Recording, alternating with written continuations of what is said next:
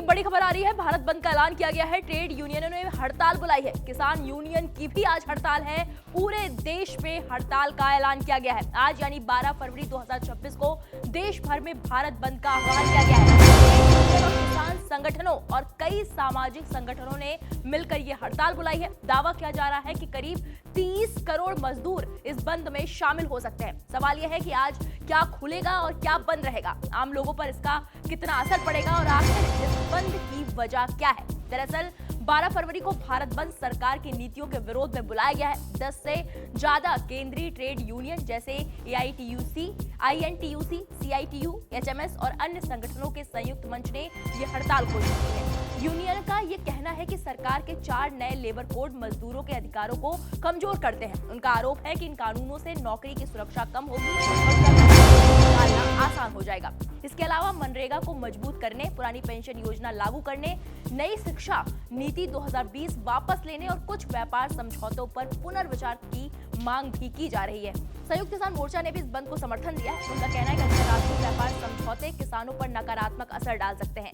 यूनियनों का दावा है कि ये बंद 600 से ज्यादा जिलों में असर डाल सकते हैं। खासकर केरल, ओडिशा, पश्चिम बंगाल और असम जैसे राज्यों में असर ज्यादा देखने को मिल सकता है, जहां यूनियनों की पकड़ मजबूत है। पिछले साल करीब 550 जिलों में असर देखा गया था, जबकि इस बार संख्या बढ़ने का दावा किया जा रहा है। हालांकि प्रशासन का कहना है कि जरूरी सेवाओं को किसी भी हालत में नहीं किया जाएगा।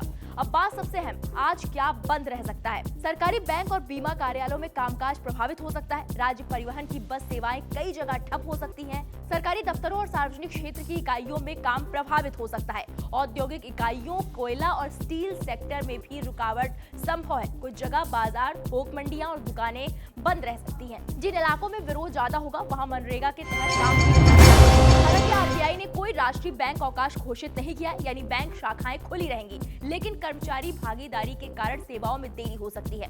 अब जानिए क्या खुला रहेगा। अस्पताल और इमरजेंसी सेवाएं पूरी तरह चालू रहेंगी। एम्बुलेंस और जरूरी स्वास्थ्य सेवाएं बाधित नहीं होंगी। मेट्रो सेवाएं सामान्य रूप से चलने की संभावना है।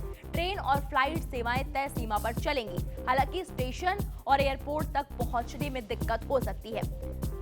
निजी ऑफिस और IT कंपनियां खुली रहेंगी। ऑनलाइन बैंकिंग और ATM सेवाएं सामान्य रहेंगी। स्कूल और कॉलेजों के लिए राष्ट्रीय स्तर पर छुट्टी घोषित नहीं की गई है, लेकिन स्थानीय हालात के आधार पर कुछ राज्यों में निर्णय लिया जा सकता है। भारत बंद को देखते हुए सरकार और प्रशासन अलर्ट मोड पर है। जरूरी सेवाओं को चालू रखने के निर्देश दिए गए हैं। संवेदनशील इलाकों में सुरक्षा बल तैनात कर दिए गए हैं। लोगों से अपील की गई है कि अफवाहों से बचें और केवल आधिकारिक जानकारी पर भरोसा करें। तो कुल मिलाकर भारत बंद का असर आज कई राज्यों में जरूरी सेवाओं को बंद से बाहर रखा गया है। अगर आपको कहीं जाना है तो घर से निकलने से पहले अपने इलाके की ताजा स्थिति जरूर जांच लें।